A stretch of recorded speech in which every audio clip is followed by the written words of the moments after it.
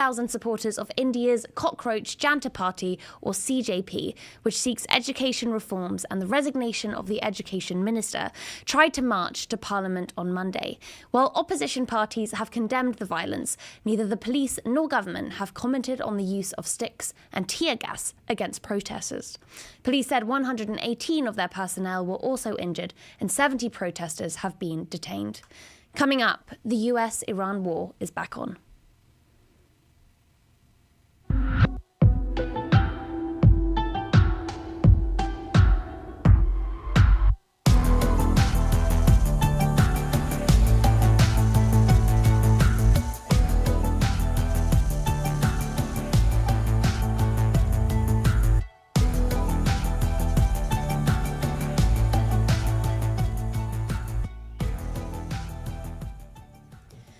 The US-Iran ceasefire has collapsed and the two sides are in open, sustained combat.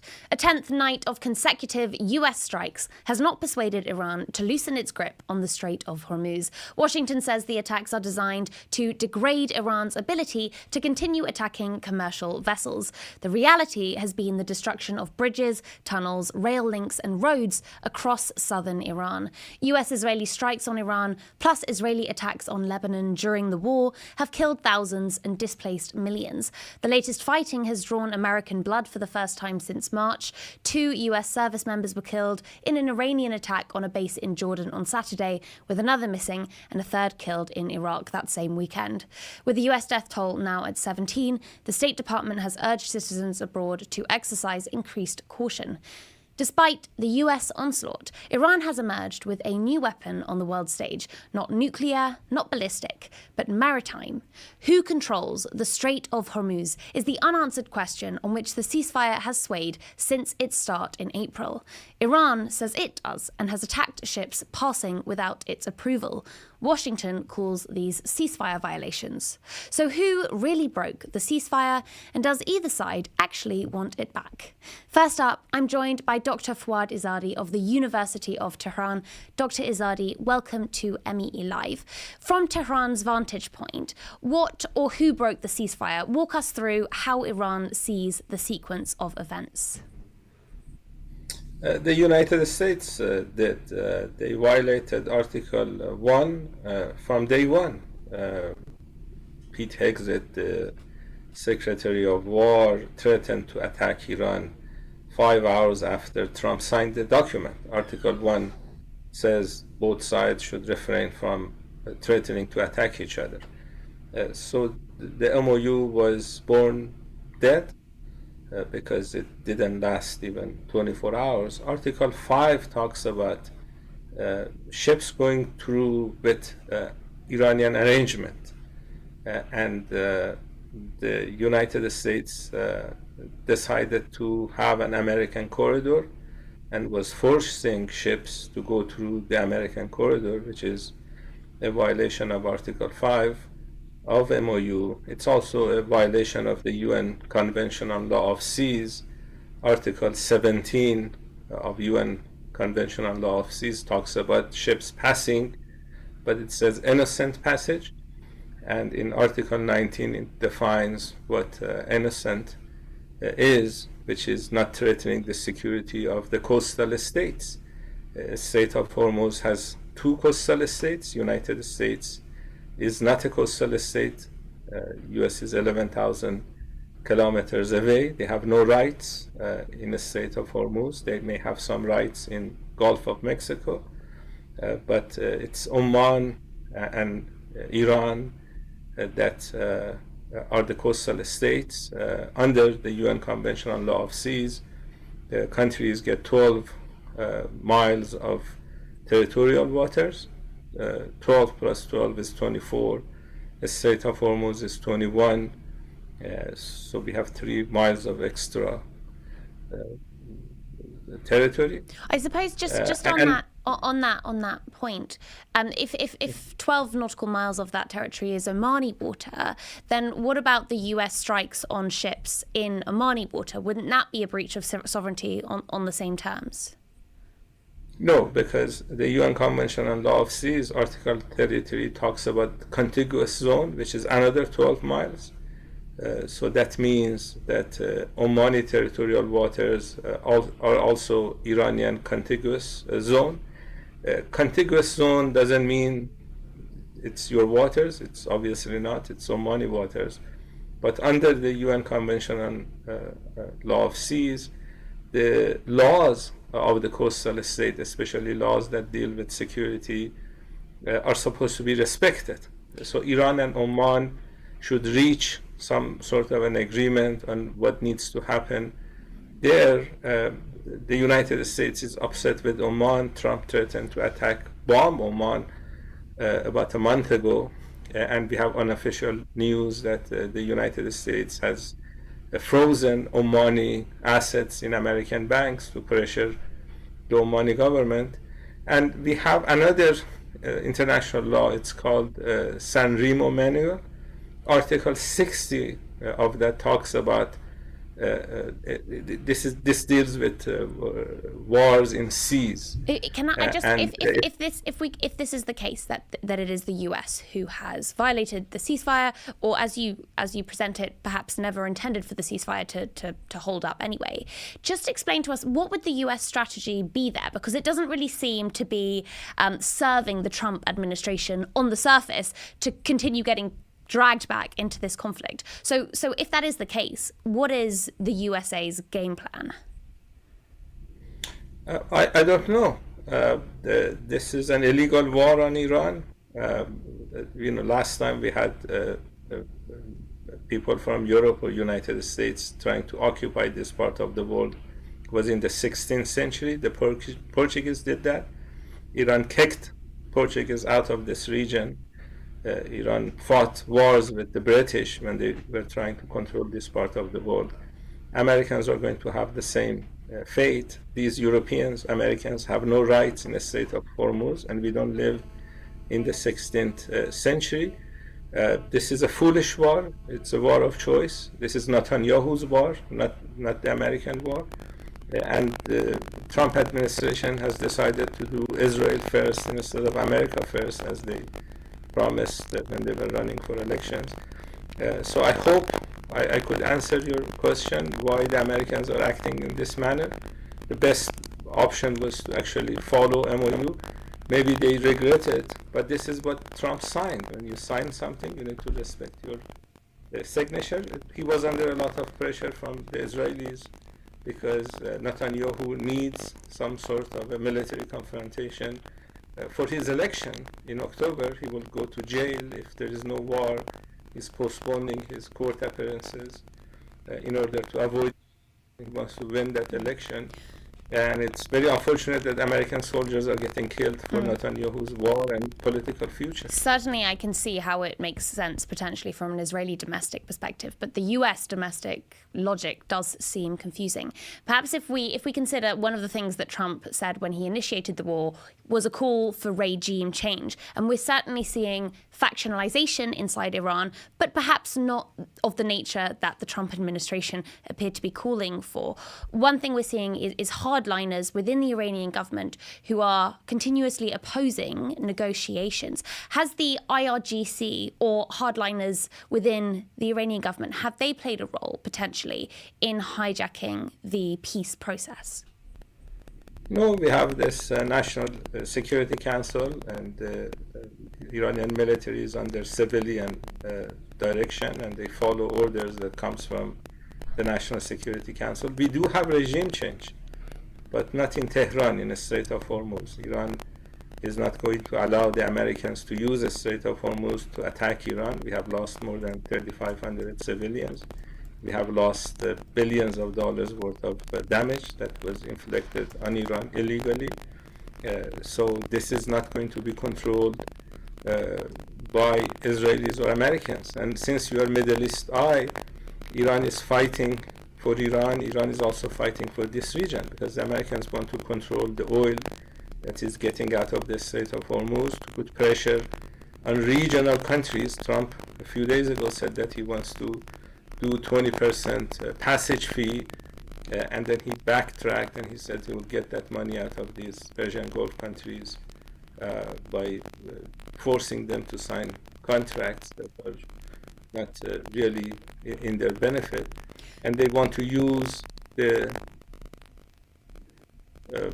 Strait of Hormuz to put pressure on countries like China and Russia. But if we do look at those voices of discontent within Iran, is there any version of a deal that could be presented by Abbas Araghchi, by Pezeshkian to their peers in Tehran that would be accepted? Because we've seen Araghchi pelted with rocks and called a sellout at the funeral of the late Supreme Leader Ali Khamenei. We've seen President Pezeshkian branded a compromiser.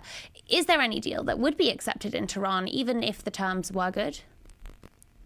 These are ordinary citizens. Iran has a population of over 90 million people, and when you have 90 million people may disagree. Iran has politics like any other country, but these people were elected. So majority of Iranians, I believe, still support Pezeshkian and Araghchi. We have to wait for the next round of elections to see what will happen. But these are reformist people, reformist candidates. They won the election.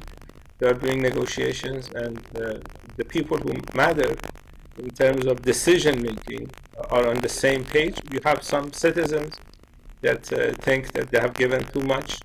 And in a democracy, people get to express their voice. I don't like people shouting at politicians, but this happens in Iran and many other countries. Dr. Fouad Izadi, Associate Professor of American Studies at the University of Tehran. Thank you.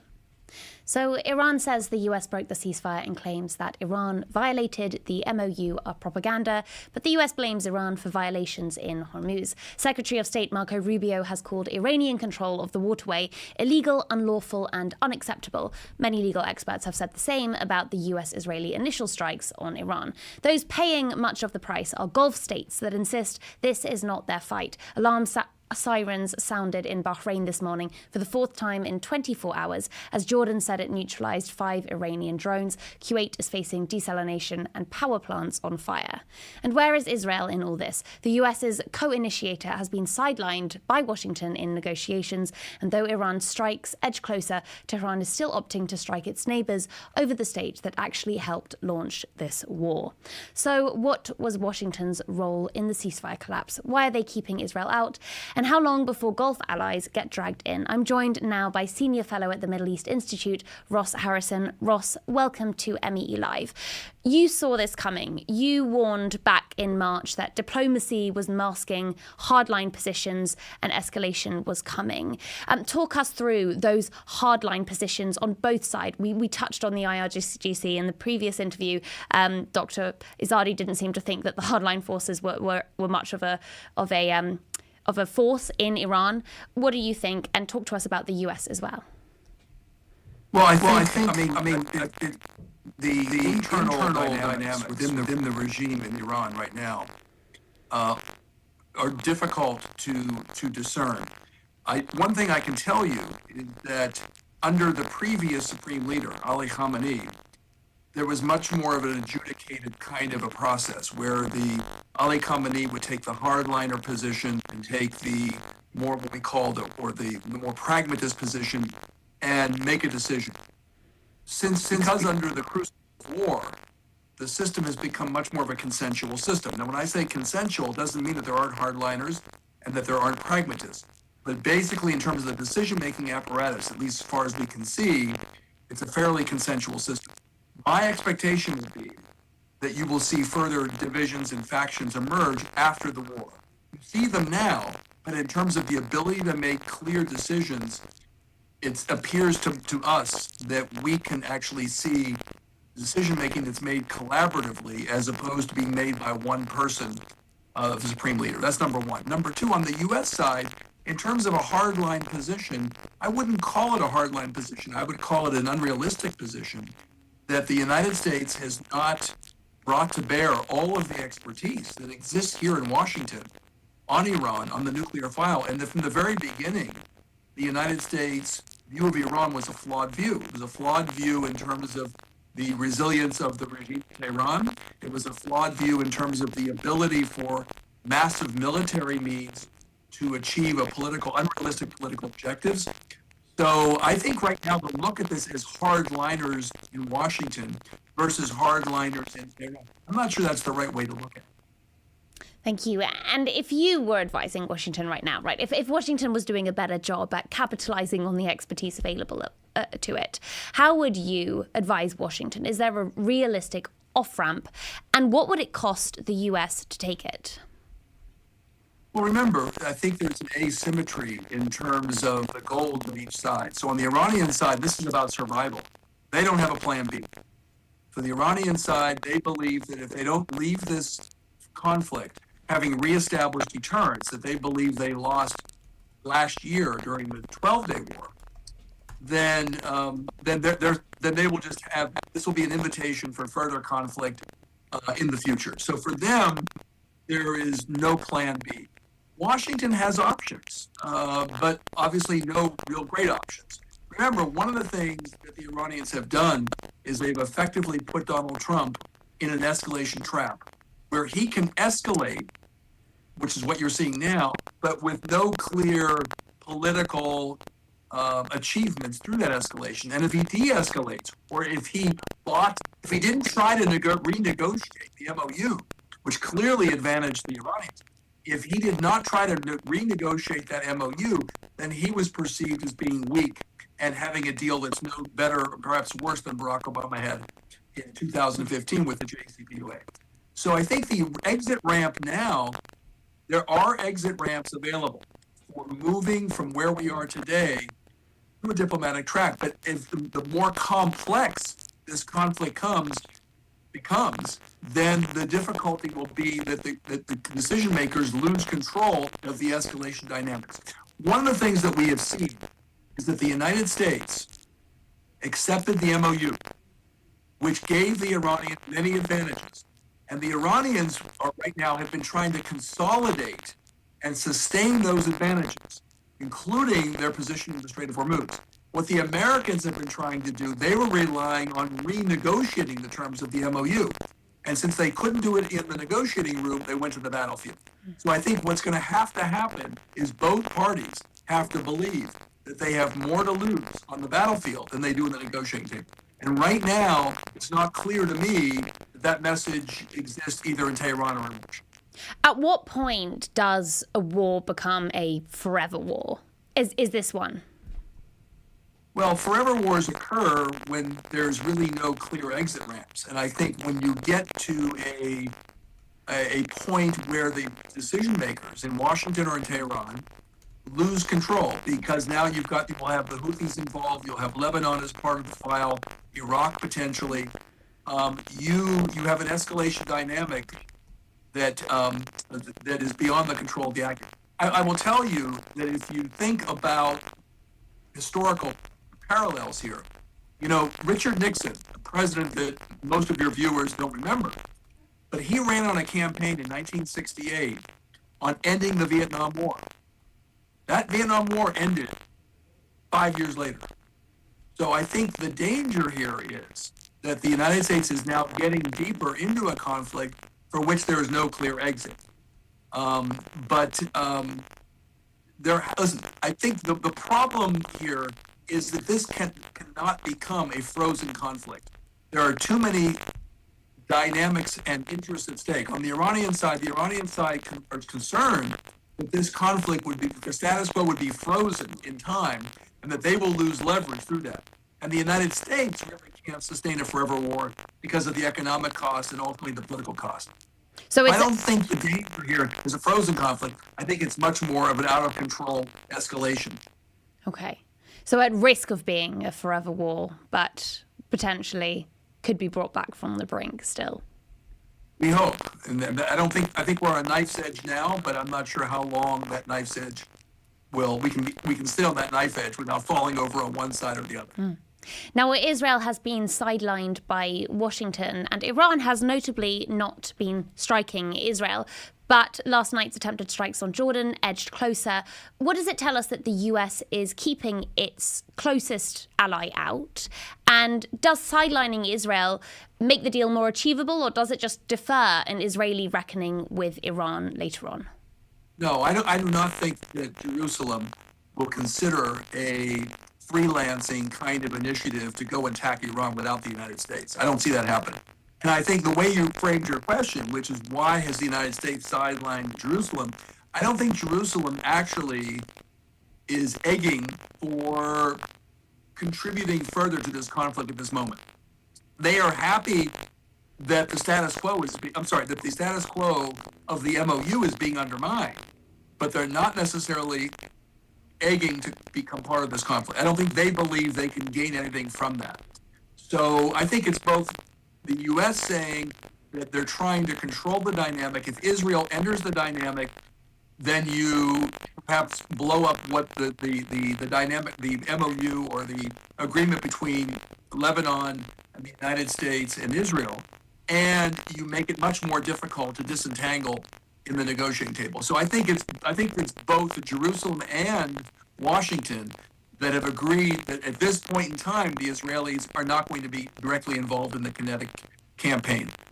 There was a statement made by Smotrich that just was published today to a domestic audience at a settlement event along the lines of why fight? Why not just let the US fight Israel's fight for it? I suppose that's sort of right. what you're getting at. Yeah.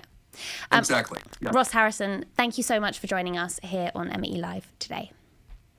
Now, with US-Iranian tensions resurging, Iranian leadership has come under fire, and it's not just from rivals overseas. On Monday, Iran's president called for unity, collective decision-making, and coordination among all state institutions. Masoud Pezeshkian is a 71-year-old heart surgeon who became Iran's president in 2024. Unaffiliated with any political party, he's described as a reformist by some and a hardliner by others. So who is Iran's president, and what does he stand for? MEE's Carolina Pedrazzi reports.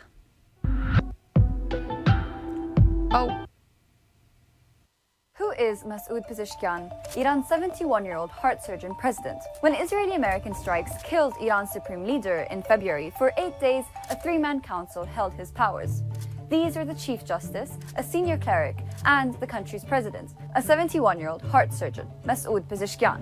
جمهوری اسلامی ایران خونخواهی و انتقام از عاملین و آمرین این جنایت تاریخی را وظیفه و حق مشروع خود می‌داند و با تمام توان خود به تحقق این مسئولیت و تکلیف بزرگ خواهد پرداخت.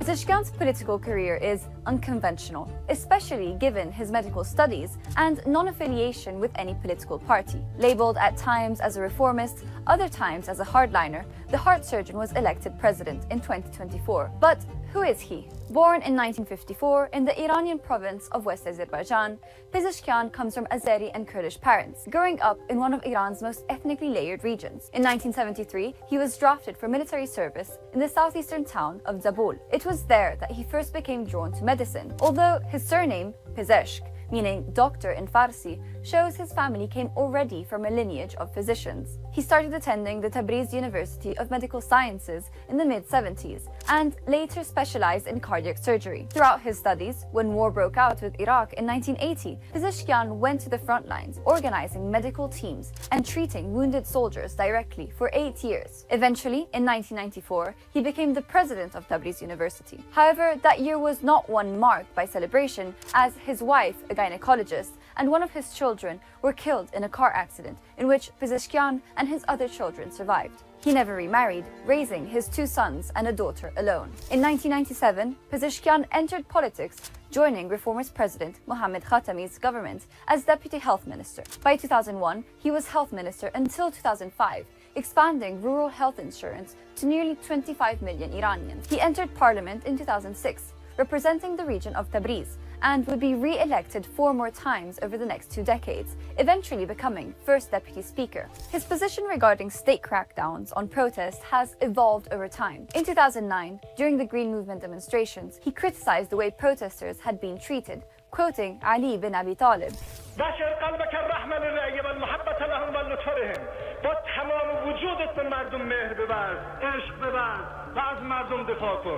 فلا تكونن عليهم سبعا زاريا تقتل واكلهم مردم برای مردم مثل یک حیوان وحشی نباش که به جونشون بیفتی و لط و پارشون بکنی پنجاه صنفان این مردم دو دستن اما اخ لک فی الدین اما نذیر لک فی الخلق یا برادر دین تو یا خلقت با تو برابرم یفرط منهم الزلل و تعرض لهم العلل و یعطى علی ایدیهم فی الامن والخطا گرفتار میشن مشکل دارن خطا میکنن عمدن و یا سهوا فاتح من عفوک و صفحک بگذر از اینا با رحمت و گذشت با اینا برخورد کن. This was an instance of rare rebuke from inside the system, which he repeated in 2022 during the protests following the killing of Mahsa Amini, who was detained by Iran's guidance patrol. همه باید بیان پاسخ بدن، نه اینکه برن اون دختر رو بگیرن کتک بزنن و بعد مثلا برنامه درست بشه که جنازه‌شو تحویل بدیم، بعدم نیم شفاف سازی بکنیم، هی بگیم آقا اینجوریه از نظر پزشکی. And after the protest at the beginning of this year, he made conciliatory remarks, accusing the West of interference, but still addressing the Iranian people's grief. He also admitted that when he was the president of Tabriz University, he had tried to impose mandatory hijab. Pezeshkian tried for the presidency twice before making it. First in 2013, but he withdrew, and in 2021, but was disqualified. His moment came only in May 2024, when former President Ibrahim Raisi died in a helicopter crash, leading to sudden elections. As the sole reformist cleared to run, Pezeshkian took 53.7% of votes, beating hardliner Saeed Jalili. After his win, Pezeshkian was blunt about the limits of his office. Iran's real decisions, he said, rest with the supreme leader, whom he addresses with the titles of excellency, despite reformist politicians in Iran usually addressing him just as leader. Pezeshkian took office promising economic relief and renewed talks with the West over Iran's nuclear program. I hereby declare once more before this assembly that Iran has never sought and will never seek to build a nuclear bomb. We do not seek nuclear weapons. This is our belief based on the edict issued by the supreme leader and by religious authorities. Pezeshkian had campaigned on re-engaging the West, but on the nuclear program itself, he held the same line as the rest of Iran's leadership, that Tehran wasn't building a bomb, but it would not give up its right to enrich uranium. Then, in March 2025, President Trump sent Khamenei a letter proposing new talks, backed by a 60-day deadline and the threat of military strikes if Iran refused. Indirect talks, mediated by Oman, opened in April 2025, described by both sides as constructive, but they collapsed in June after the IAEA found Iran in violation of its nuclear obligations, and Iran responded by announcing a third enrichment site. Then, when Israel launched the 12-day war, striking Iranian nuclear and military sites, reports also emerged that an assassination attempt had targeted Pezeshkian himself during the attack, which he survived. You all bore witness that this past June, my country was subjected to a savage aggression in flagrant contravention of the most elementary principles of international law. On 28 February 2026, the US and Israel launched a joint war on Iran, which immediately killed Supreme Leader Ali Khamenei. Under Iran's constitution, a provisional council was formed to run the country until Khamenei's son, Mojtaba Khamenei, was appointed. Pezeshkian, as sitting president, was one of its 3 members, alongside the Chief Justice and a senior cleric. ترور عالی ترین مقام سیاسی جمهوری اسلامی ایران و زعیم و مرجع برجسته جهان تشیع توسط محور منحوس آمریکای صهیونی اعلام جنگ آشکار با مسلمانان خصوصاً شیعیان اقصا نقاط عالم محسوب می شود. When Pezeshkian returned to the presidency, he had to lead a country now at open war, as its government became increasingly split between his office and the Revolutionary Guard, which appeared to have overruled the government's decisions. Continuing with his moderate, reconciliatory approach, Pezeshkian at one point issued a televised statement where he said, من اینجا لازم از کشورهای همسایه که مورد حمله قرار گرفتن از طرف ایران و نیروهای مسلح ما قهرمانانی که دیگه وقتی فرماندهان نبودن آتش به اختیار تمام اون اقداماتی که لازم بود انجام دادن. In June, he was negotiating directly with Washington. Indeed, it was Pezeshkian who signed the Memorandum of Understanding to end the fighting and reopen the strait with US President Donald Trump. A new direction for the UK, or just another short-lived Prime Minister in the growing line of post-Brexit British leaders. After entering Downing Street on Monday, Andy Burnham pieced together his first cabinet. What do their track records tell us about where they will take the country? Let me start by saying the unbearable suffering in Gaza is a scar on our collective conscience. It's completely unacceptable that innocent Palestinians, including children, continue to be killed. as a start of a term, I can say tonight that the first foreign visit I would do as leader of the Labour Party would be to Israel. You know, and what is objectionable about him? His racism, his misogyny, his incredibly peculiar relationship with Russia. And the truth. And the truth, most of all the truth. Speaker, this is fundamental to the principles of Britain. A belief in the rule of law, a belief that any military action we take must be justified in terms of the cause and also the potential consequences, and that we strain every sinew to make the international institutions that we have in our world work to deal with the outrages in Syria. We must also enforce our rules and remove those who have no right to be here. The Iranian regime is a destructive force which has slaughtered protesters in its own streets and inflicts terrible suffering, especially against its own people.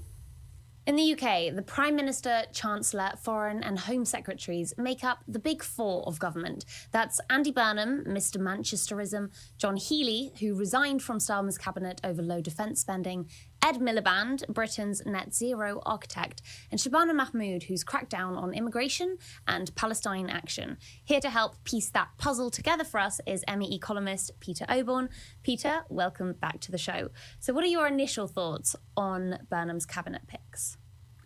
I wouldn't have said it made a lot of difference.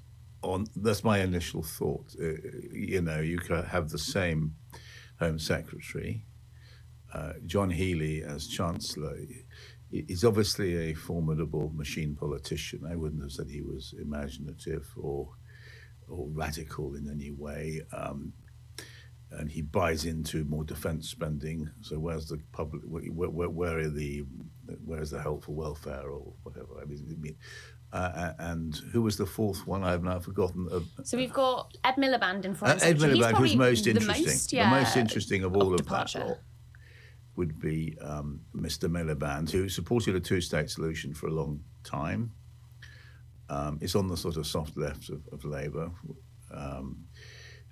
As you were highlighting there, he was opposed to intervention in Syria. And I think that the issue of what Britain will happen to British foreign policy is interesting, particularly since there are conflicting reports about the existence or otherwise of Hamish Faulkner as Middle East Minister. I've seen a report that he's been kept. I've seen a report that he's vanished without trace. That would, with the departure of Hamish Faulkner might mean that quite radical changes are being thought of in terms of Israel, Gaza, Palestine, Lebanon. Do we think so? Because Middle East Eye audiences will be definitely interested in whether there will be a change in the UK stance on the Middle East in various respects. A key one is, of course, Gaza. Andy Burnham has come forward and apologised for Labour's initial response to Israel's war on Gaza, for not calling for a ceasefire earlier. If we start with that, do you think that signals any relevant change in direction? The initial response, I imagine it means that he's also apologising for Sir Keir Starmer's support for collective punishment in the, about a week after very serious and damaging political remark. Yeah, Starmer was asked about Israel's response on infrastructure Gaza. He said, I think it signals. I think this signals fairly major changes. I know there are those who are sceptical, but let's just look at the politics of it. You know that Andy Burnham came in because of the political failure. Gross political failure of Starmer. He's basically split the Labour Party. People don't say this, but that's what's happened, quite deliberately so, courtesy of his strategist, Morgan McSweeney. They drove out the left. So there's maybe 15% of voters who would have been traditional Labour voters, have been driven away, sort of deliberately so. We don't want you. You're anti-Semitic or you're Muslim or we're going to shake off the flies. All this language from senior Labour sources. Now, I assume that Andy Burnham is going to try and remedy that. That's the first point. The second point is there's always a right thing to do in politics. One of Dennis Healey, one of the great figures, namesake of the new chancellor. Yeah, second. He said, "Where in doubt, do the right thing." Now, there's no way you can accuse the government of having done the right thing on Gaza. We have continued to supply arms in enormous quantities with the military, surveillance of Gaza and diplomatic support for the Netanyahu government during what most experts say unequivocally is a genocide. So you can't accuse Mr. Keir Starmer of having done the right thing. So I think that Andy Burnham will try and do the right thing. And there's also a precautionary reason that when the International Court of Justice finally resolves whether this is a genocide or not, whether the South African case is correct, all the evidence suggests that he will say this is a genocide. When that happens, there's going to be real jeopardy for Sir Keir Starmer. I mean, under British law, the International Criminal Court Act, to aid and abet a genocide is you can be prosecuted for that. And Andy Burnham will have been advised about the legal position he's in. So if I was him, I would want. He was lucky enough to be not part of the administration as Mayor of Manchester, but he will want to keep his hands clean. I mean, yeah, there are people who characterise Andy Burnham as a people pleaser and trying to court sort of every side, and he's definitely towing a careful line. He hasn't criticised a lot of the things that you've pointed out were very flawed about Britain's foreign policy on Gaza. He hasn't yet explicitly criticised the arms and provisions to Israel, but he has criticised the initial failure to call for a ceasefire, early on in the genocide. Well, the other things, I mean, I think it is inevitable that Britain will ban trade with the settlements. Okay. It should have happened years ago, well before October the 7th, but I think that's going to happen. I mean, remember that we are seeing a real-time ethnic cleansing. You know, Bet Salem says 59 communities have been erased, but it's more than that. That's happening. We can see. I can't believe it hasn't happened already. This is being sanctioned from the Netanyahu government. It's carried out its official state policy, although it's denied. It clearly is. And I think that there's going to be a ban on trade with the settlements, and it'll be a nice moment for. It's going to be denounced, of course, and it is interesting to see this rhetoric from the White House sources, saying that they are displeased with the appointment of Ed Miliband. Yeah, so Miliband has certainly indicated that, in the past that he's been very critical of the settlements. And Trump appears to be pretty pissed off about his appointment, at least according to The Telegraph, who's spoken to Trump sources. By the way, I'd be very skeptical. The Telegraph allowing itself to become a vehicle for US. I think they did. I counted 3 articles today about Trump's feelings about Ed Miliband as Foreign Secretary. If I was British Prime Minister, I would take the view that it was none of Mr. Trump's business what I do. I'm Prime Minister in Britain, thank you very much, and you're President of America. Let's carry along on that basis. But the Daily Telegraph, which used to be a serious newspaper, gives the impression of siding with Trump against Burnham. Now that's really rotten. And when I worked on the Telegraph, when it was run by serious people, it wouldn't have done that. Really, that's interesting. I mean, certainly the Telegraph is indicative that indicates that the special relationship with the US is very important. Miliband will not just be a threat in Trump's eyes because of his positions on Israel, his expressions on Israel. There is, of course, the US war on Iran happening at the moment. Yeah, this is an enormous question which immediately faces Burnham, is whether to allow the Americans to use, if it wants to carry on this war, British bases. Do we want to be part of this war? And that is a massive question he's got to face. Starmer sort of fudged it. So you think that, so Starmer has allowed the US to access UK air bases for what it considers to be defensive operations, including in the Strait of Hormuz. Ed Miliband has consistently been against intervention. He voted, or he came out against the Iraq war. He wasn't an MP at the time. He did block intervention in Syria. Do you think that with Ed Miliband as Foreign Secretary, the UK might revoke US access to its bases in the Middle East? Well, that would be I think the way it would work in government is Miliband could have a view on it as Foreign Secretary, as will the new Defence Secretary, Wes Streeting. Okay. But the decision that sort of decision will be made by Downing Street, but I think it's perfectly possible. And of course, then there'll be wild denunciations of this government from the right, betraying Britain and all the rest of it. But it would be a very fine moment in British foreign policy. And let's hope that Burnham has the courage to do this. And I think it would really establish him as Prime Minister. Let's not forget that may well be an election this autumn. And now, as you point out, Labour has lost a lot of votes, well, to the left and the right, but more so to the left, judging by analysis. And one of the main issues here is Gaza. It isn't just relevant what Burnham does about Palestine, Gaza on the international stage. There's also been a lot of controversy at home with the policing of pro-Palestinian protesters, particularly Palestine Action, peaceful demonstrators. We've seen thousands of arrests since the proscription. This has been shepherded by Shabana Mahmood, who stays as Home Secretary. She's also presided over a real crackdown on immigration. This has been very destructive for many families, but it has also succeeded in bringing down the Boris wave of legal immigration since Brexit. Do you think that Andy Burnham is sort of judging the decision with Shabana Mahmood right? He's obviously trying to retain some of the conservative reform voters, but at what cost? How do you feel about her remaining as Home Secretary? You have to remember that Mr. Burnham is in charge of a coalition. He's got to appeal to coalition. He cannot govern in the interest entirely of columnists at Middle East Eye. One understands that, and I do accept that politically it has been a triumph to bring down the scale of immigration. At a time when that has been the major problem. It's a real fighting point against reform.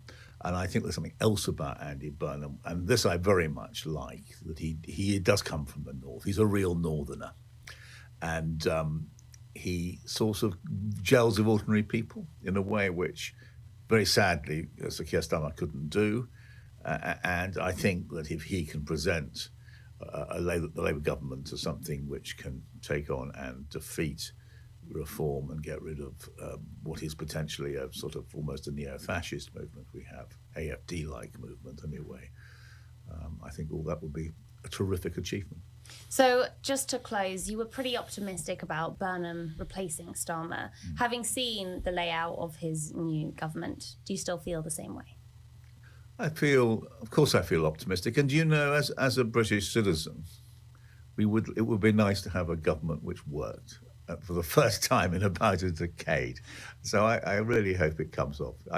One failed government after another is not a good thing. Yeah, not for anybody. Well, Peter, thank you so much for joining me. That will wrap up our show for today. For all of you watching, thank you for tuning in. Like, subscribe, make sure you're following us on social media at Middle East Eye. You can email meelive@middleeasteye.net. I'll be here live at 5 every Tuesday and Thursday noon if you're in New York. See you then.